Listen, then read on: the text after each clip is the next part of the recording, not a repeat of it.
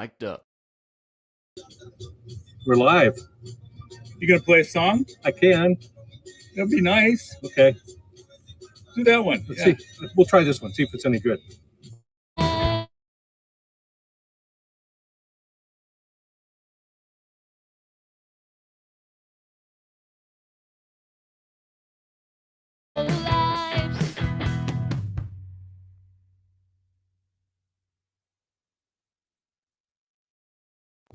Welcome. A little technical difficulty, but if you've been watching our show, you know that's our brand. Thanks for joining us on Highlights from Lowlifes. We are here tonight in Stockton, California, watching our Stockton Ports play the San Jose Giants in Single A California League Baseball. We have Wednesday night season tickets. We're known as the Silver Sluggers.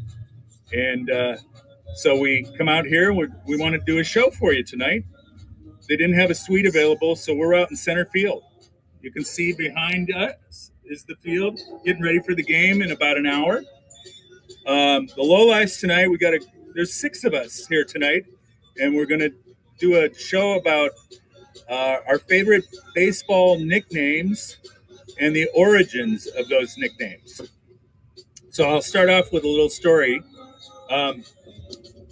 So we here in the Bay Area, we have the San Francisco Giants and the Oakland A's as our major league teams.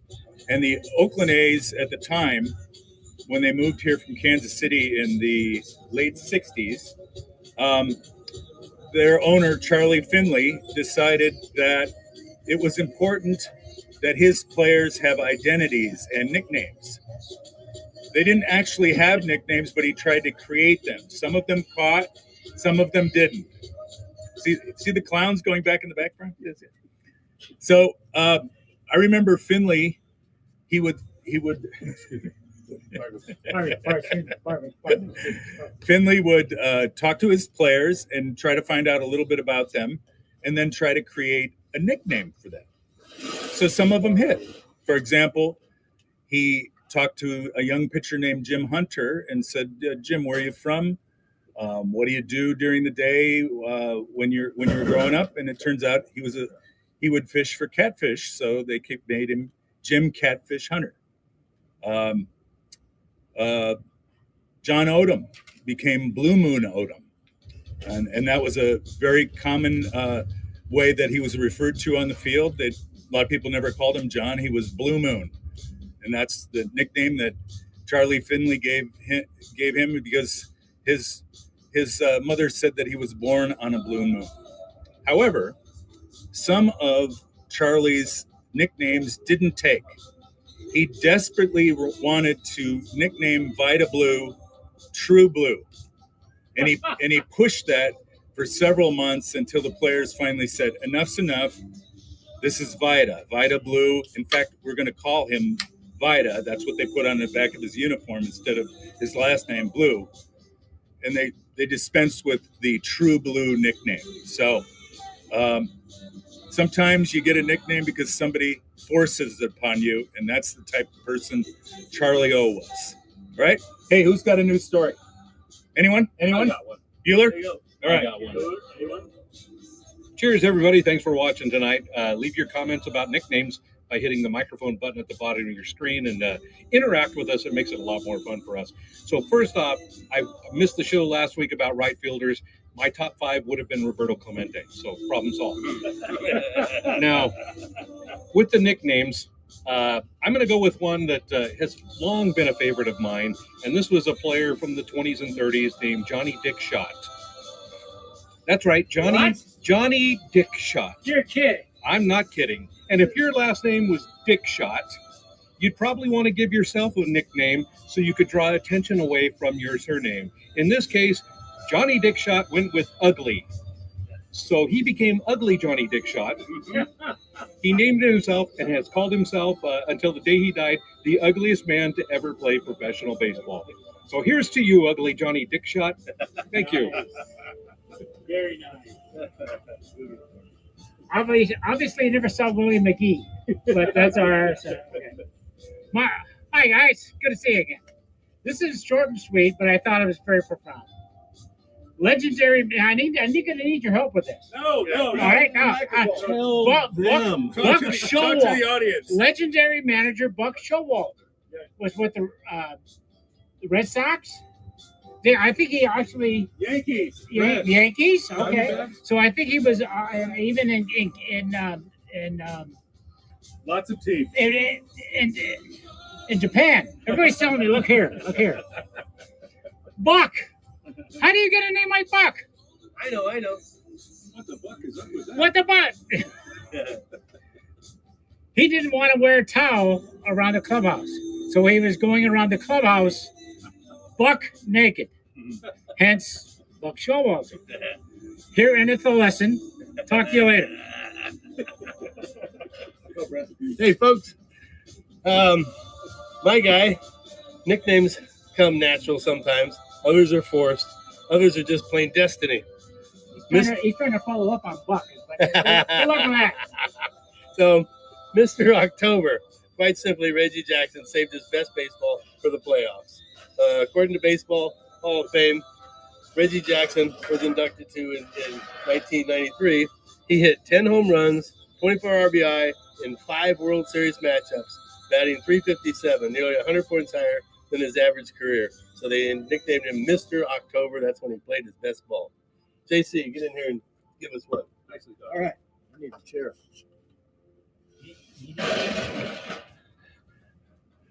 Greetings, folks. For the record, we are now ADA compliant.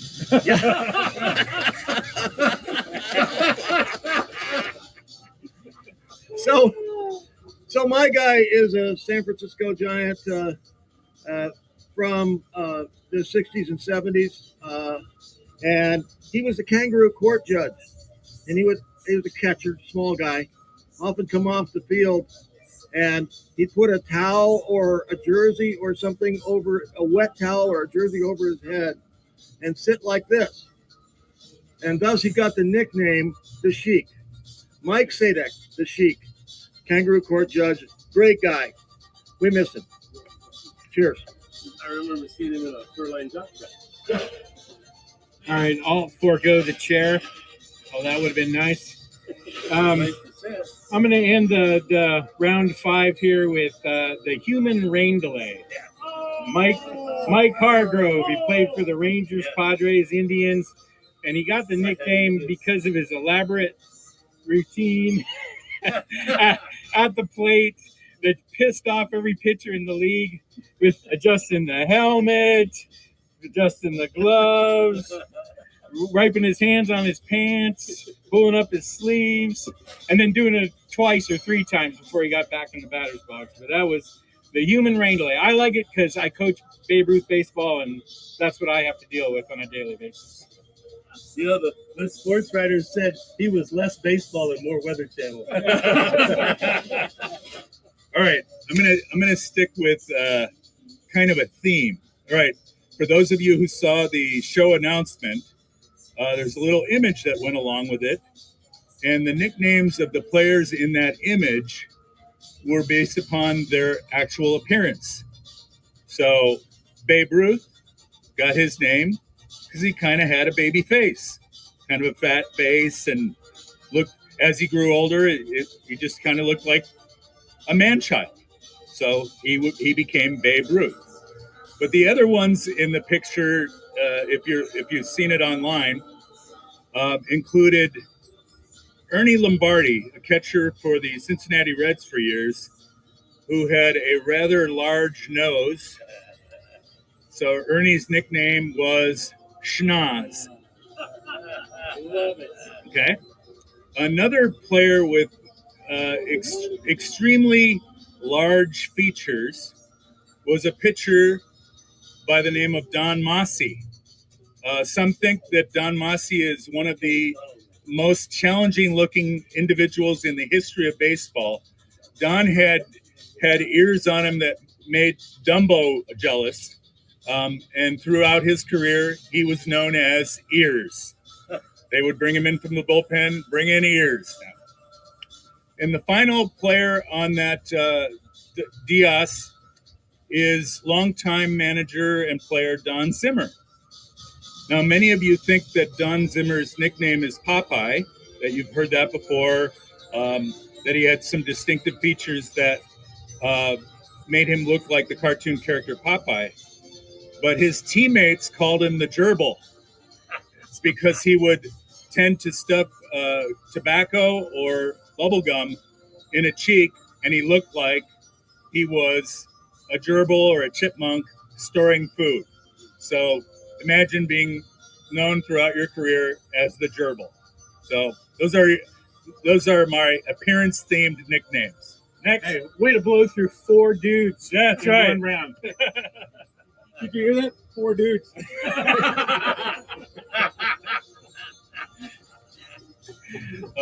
That's a record, isn't Yeah, it? nice job. They make movies about that. So I think the next one I'm going to go with a little more to the serious side, but his nickname in Spanish is Arriba, which means above all others, which is ironic considering everything we know now about Roberto Clemente. So, great nickname, also known as the Great One in many classes. And I highly recommend, as I think we all do, the Roberto Clemente Museum when in Pittsburgh, Pennsylvania. It is a must stop. You will be knocked to the floor with the amount of stuff there. It's basically the Hall of Fame West. So anyway, Roberto Clemente, arriba. Yeah. All right. You got it, Marty? I got it. But again, everybody's telling me, Marty, look at the camera. Don't look this way at us. Don't look at this way. All right. Everybody who had oil can, get in the picture. All right. Everybody. So we do a little research with this. We don't do it fly by night. Well, yeah, it is fly by night. But yeah, it is. All right. But the only reason I asked everybody to join me, because the name Oil Can Boyd, who was a pitcher for the Red Sox, the nickname epitomizes. All right, get the other 2 guys in here too that didn't have it. Hey, there's no room. You guys are too fat. You guys have they get in front. Epitomizes One the word. highlights from Lowlifes. Where did he grow up? Mississippi. Mississippi. Yeah. What they Small call beer town there. Small town, Mississippi. Yeah. What did they call oil? What was the name to say oil can? The oil was synonymous with Beer. beer. Yes. Oil Can Boyd. His career kind of went sideways with. Yeah. Well, there it is. Because of the oil can. Yeah. So he would be a unanimous choice for the Highlights from Lowlifes Hall of Fame. Oil Can Boyd. Yeah. Right? All right. There you go. Thank you, gentlemen. Nice job. A little aside about Oil Can Boyd. When I was doing some research about him, I found out that he got pulled over one time for some sort of traffic infraction. Might have been DUI, who knows. But when the cops searched his car, they found like a pile of like raunchy porn on the front seat. And the reporter who covered the story somehow found out the titles of those movies, and he published it with a headline that said, "The Cannes Film Festival."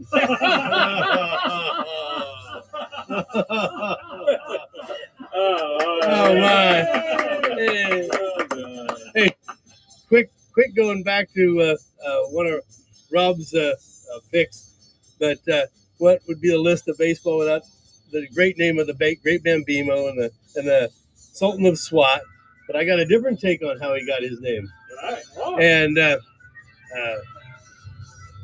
Jack Dunn, the owner of the Baltimore Orioles, came to watch Babe Ruth play in 1914 to see if he was up for the big leagues. And in less than an hour into watching him, Dunn already signed his contract with Ruth.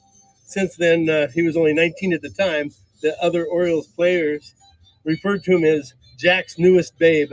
So thus began the renowned nickname of Babe Ruth. So that was the take on that.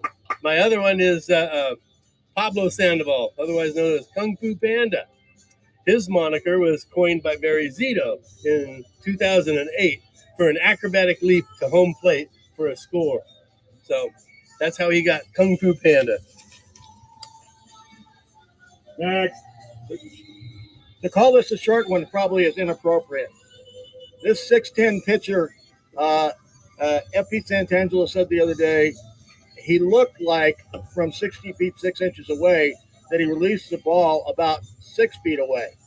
Of course, I'm talking about Randy Johnson, Hall of Fame guy. They say it's about his 6'10" height, but there's also rumors about some other length of some other body part. I don't know. I'm sure. All right. Got a good one here. So, Brent, you said that Reggie Jackson is Mr. October, correct? Yes, Okay, well, did you know that there's a Mr. November? I did. Okay.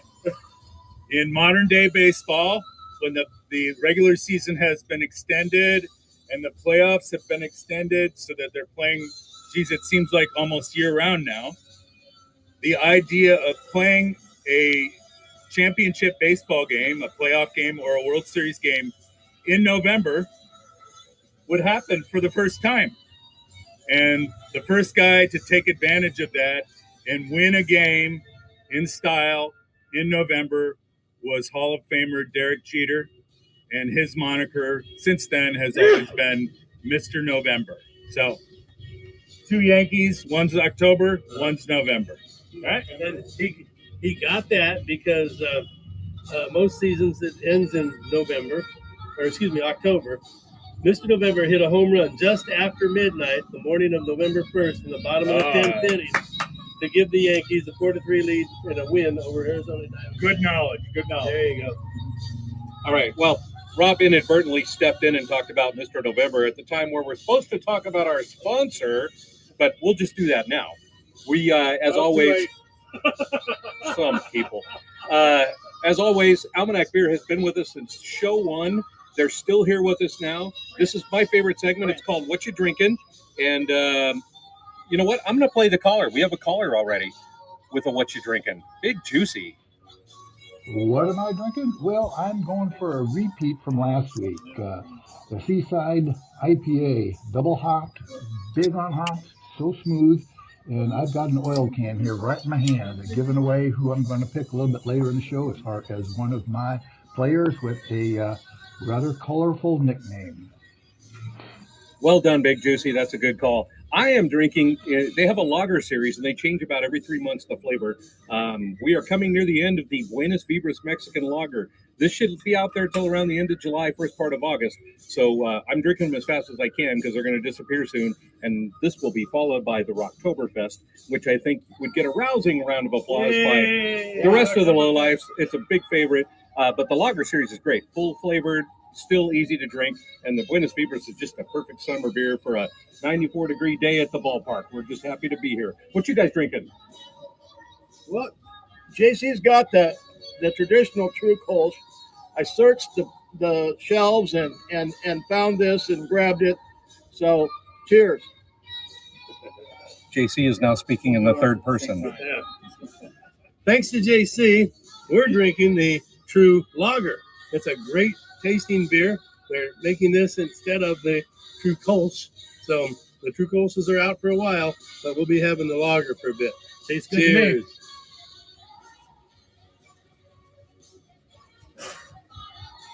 You can't say it. I don't like IPAs, but this is no ordinary IPA. This is an Almanac IPA. This is the Flow. What is that? Their best-selling IPA? It's probably not. Love is the best-selling IPA. Yeah.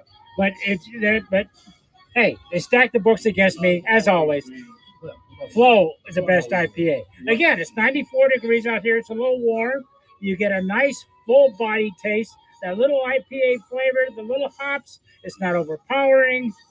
It's a nice drinking beer on a nice hot day like today. And once again, Almanac, what can I say? They hit it out of the ballpark again. Hey, get it? Ballpark, center field. Oh, okay. I got the full body. Why? All right.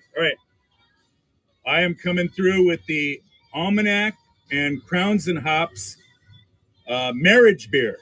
It's One Love 8 Trill. This is a West Coast IPA. I'm opening it right now. I think it says grill, doesn't it? No, it doesn't say grill. Chuck has no I think street we've been cred. through this before. Chuck has no street cred.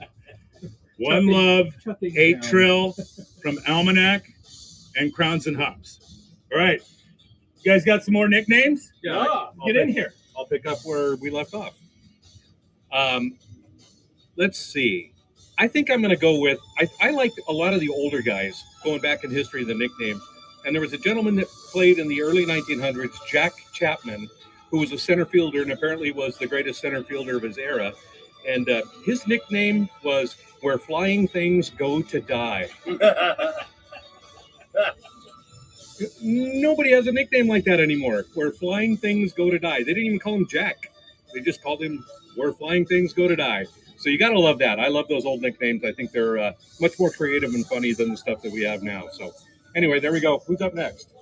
Well, I just want to say, it looks like Marty got a souvenir out here at the ballpark. Yeah. I want him to show the folks. Yeah. We're literally out in center field. Yeah. So there it was sitting in the stands. No, you made a tremendous catch. You well, used your yeah. Pittsburgh Pirates hat Oh, and yeah, caught it but right yes. off his bat. Yes. And I think it's official because it said, Minor League Baseball. it's a little scuff. So it comes off. Minor League My, Baseball. I'm getting out of here. I got a few here. I'll do one at a time. But also known as the Hit King, Pete Rose. He's the leader in just about everything he tried to do. His accolades go on and on, everything under the sun in his tremendous career.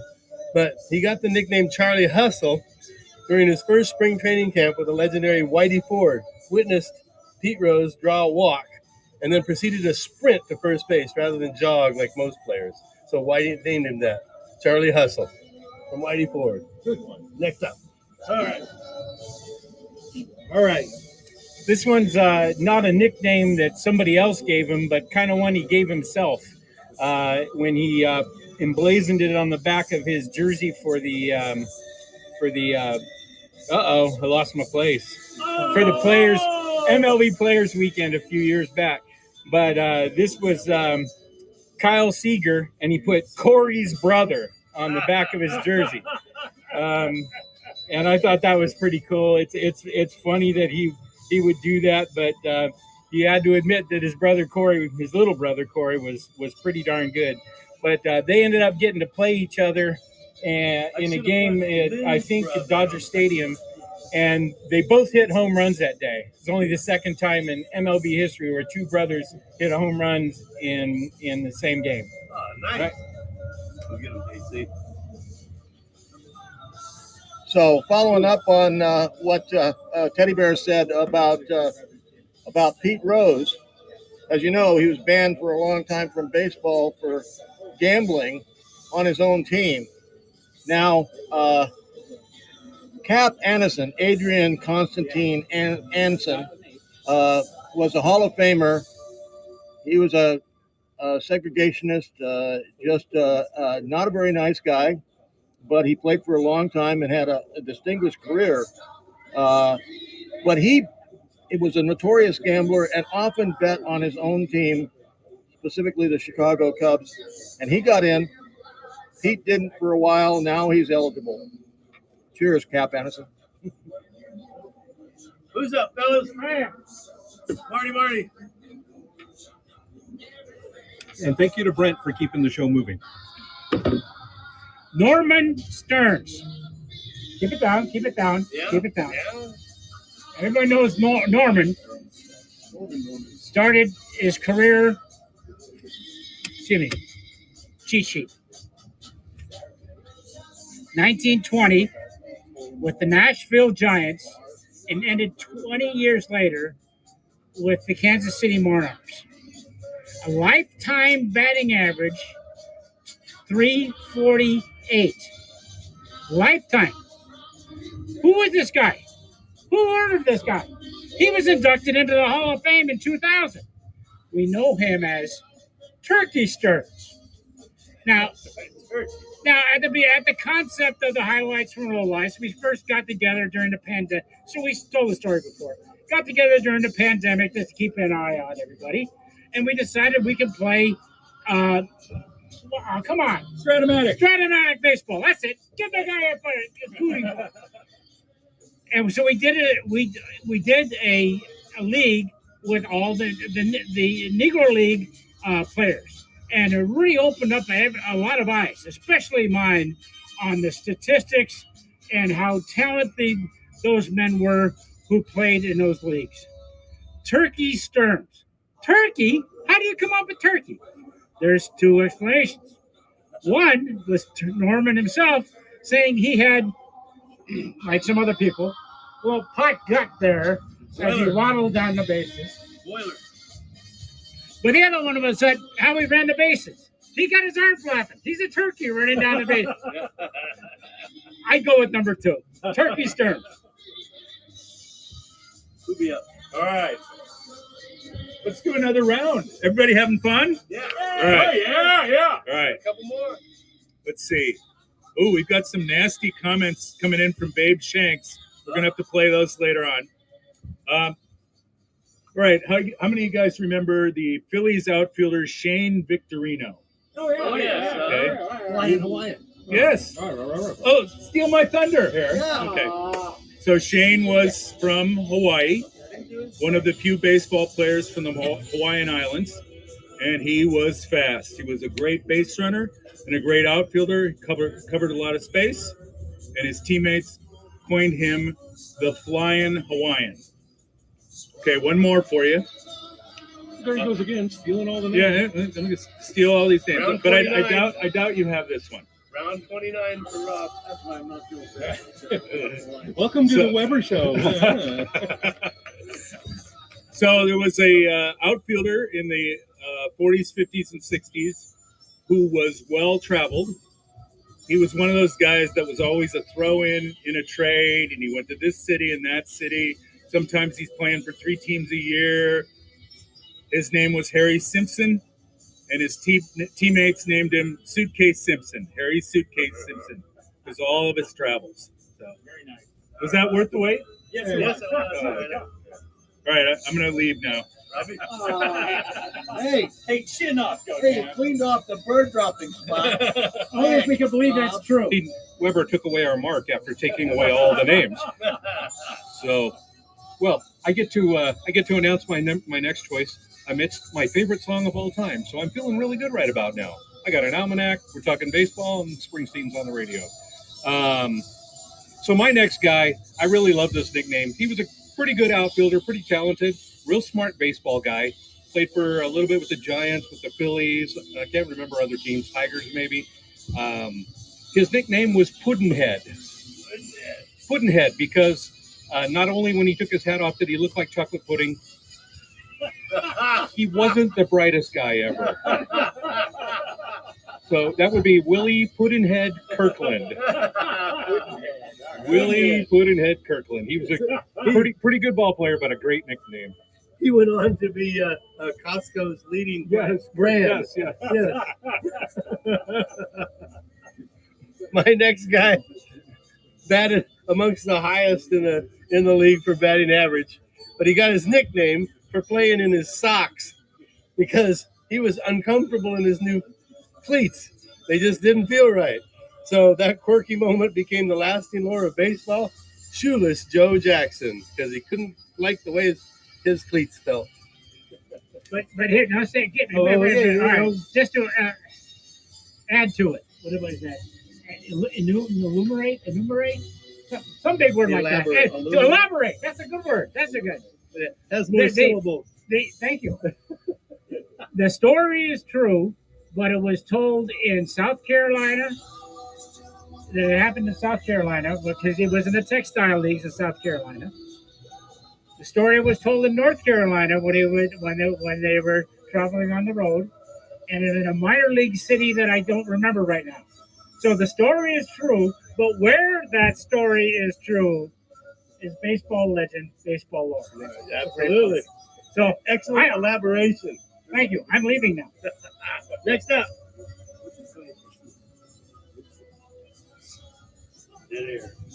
So, one of my favorites, White Sox first baseman, DH, Frank Thomas. Nicknamed the Big Hurt. Nicknamed the Big Hurt because of what he did to the baseball. So, is a great player and a Hall of Famer. Frank.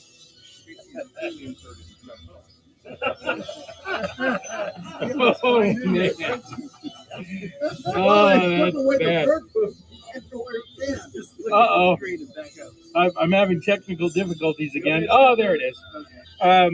So my next guy, he was a pitcher for the Blue Jays and about 10 other major league, minor league teams. And his nickname was Scrabble. And at first, it's not very funny until you see his last name. Is Mark Rezbzinski. RZEPCZYNSKI. What was that? Say it again. Rezbzinski. Yeah, he wasn't the only. Zepchinsky. Zepchinsky. Okay. Well, anyway, his name is worth 31 points in Scrabble, not counting the double and triple word scores. So, yeah. All right. Marty, you want some? Go ahead. All right, I got one here. Go get you some, Marty. George Sparky Anderson, or Captain Hook. The sports writers called him that because of his habit of changing pitchers quite often in a baseball game. He just, if you looked like you were wobbling just a little bit on the mound, he'd come out with a hook and replace you. Sparky Anderson. Good one. Captain Hook. Yeah, Captain Hook. Good. Who else? Marty. Marty. All right, I got it. Okay. All right. Well, We gotta wait until he gets over. Right. This is what we call dead air. I'm sorry. Yeah, you gotta be ready. gotta play ready ball. Yeah, you do. Okay. Again, another of the great Negro League players that we ran across, Ted Ratcliffe. Everyone knows Ted. Yep. We call him Teddy and all that. No, we didn't. He was double duty Ratcliffe. This man was a man among men. I'm looking up on the phone here to get the stats of where he started in 1928, played through 1946. He was the pitcher in the first game of the Sunday doubleheader and the catcher in the second game. Every Sunday throughout the season in the South, wearing those god-awful cotton uniforms that must have been stifled. The man was a legend and a man among men. Remember, Ted Double Duty Ratcliffe. I think we had a call from Babe Shanks relative to one of the recent nicknames. The Lowlifes, where beers go to die. Well done, Mr. Shanks. Well done. Hey, I got one for you. Lawrence Peter Berra, otherwise known as Yogi, famous for his witty sayings and his great baseball career, came from a friend's observation that he resembled a Hindu yogi. So I looked up what a Hindu yogi was, and it was a yoga instructor from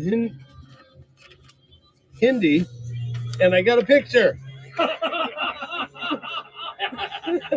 Yogi. Oh, yeah. Yeah, that's Yogi. him. With the ears and everything. Yogi Berra. Who's up, guys? All right, I got round one. Okay, so we've been doing mostly players. But what about teams? How did teams get their nicknames? Now, we can't call them the Cleveland Indians anymore. But why were they called the Cleveland Indians in the first place? Anyone? Bueller? Nope. The Cleveland Spiders were looking for a new identity. They were the worst team in all of baseball. I think they won 14 games out of 100. They had one good player. He happened to be an American Indian. I think his last name was Soxalis. And so they decided that they would name the team after his heritage. That's how they became the Cleveland Indians, and I don't find that disrespectful in any way. But here we are. Go Guardians. How'd they get that name? By the bridge that we walked over. So on that note about the teams, on our recent trip, Oh, wait a minute. Here we go. I'll save that one. On our recent trip that we did back through Cincinnati and Cleveland and Pittsburgh, we stopped in Columbus for a Columbus Clippers minor league game. Really nice park, great people. We had a really fun time at the game. My issue was Columbus is landlocked. Their logo is a clipper ship, the Columbus Clippers. Nobody in town could tell me why they were the Columbus Clippers when there's no water anywhere nearby. So figure that one out, folks. But my number one all-time favorite nickname, this should come as no surprise to anyone here or watching at home. Walter J. Moranville was a very good, perhaps the greatest defensive shortstop of all time and a Hall of Famer. But he was dating a woman, and one time at the ballpark, the woman and her daughter were sitting in the front row behind the dugout, and somebody asked the little girl who her favorite player was. And she said, Rabbit. And everybody said, who? And she said, Rabbit, and pointed at Moranville. And people said, why? And he said, because he hops around everywhere. He gets into everything. He's like a little rabbit. And that is how Walter J. Moranville became the most beloved player of all time, Rabbit Moranville. Okay. Good one. Good one. Hey, I've got one that will show you how a nickname can turn itself around a little bit. David Ortiz, Big Papi, was a combination of what Ortiz was called during his first 5 seasons in Minnesota and what he called everybody during his time in Boston. With the Twins, Ortiz's teammates referred to him as the Big O. In Boston, Ortiz stated that he was terrible with remembering names, so he resorted to calling everybody Pappy or Mammy. And that's how the legendary Big Pappy got into play. JC, you got one? Nope. Who's got it? I got one.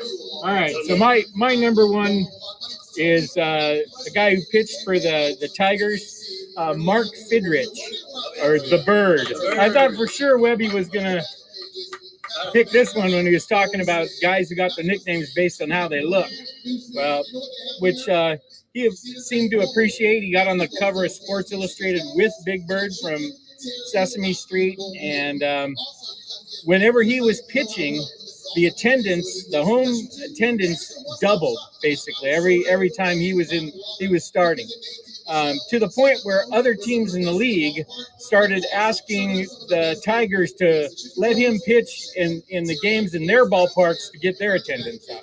But it's pretty fun.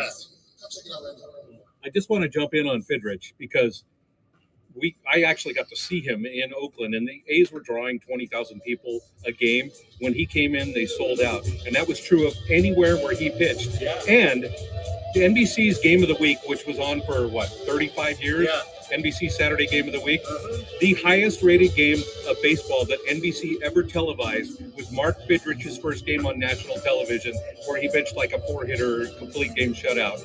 But it was the highest rated game of all time. Mark the Bird Fidrich. God love him. And we missed the guy. Yeah, we do. All right, I got a good story. The Big Papi story reminded me of something that I saw recently.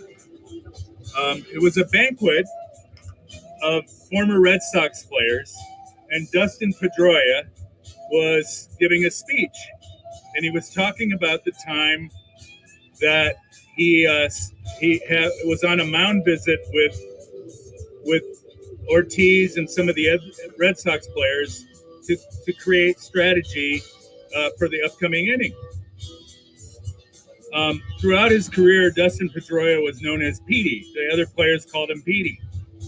But it was assumed that when he came to the plate and the announcer would come out and say, now batting Dustin Pedroia, that everybody knew that his first name was Dustin. Well, apparently Big Papi had never heard that before. Somebody on the mound said, hey, Dustin, what do you want to do on this one? And Big Papi said, who's Dustin? They had been playing together for years. He just always knew him as Petey. So sometimes a nickname can backfire. All right? Yeah, there you go. Next. All right. I got one more on my list.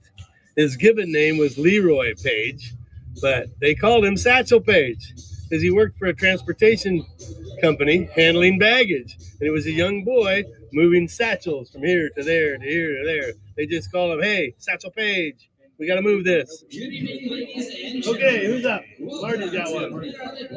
JC's got one. All right, I got one of my favorite guys, Orlando Cepeda. He was known by two nicknames: Cha-Cha for dancing and singing in the clubhouse, and Baby Bull because his father was a baseball player in the Dominican, and he was known as the Bull. So Orlando Cepeda, the Baby Bull, or Cha-Cha.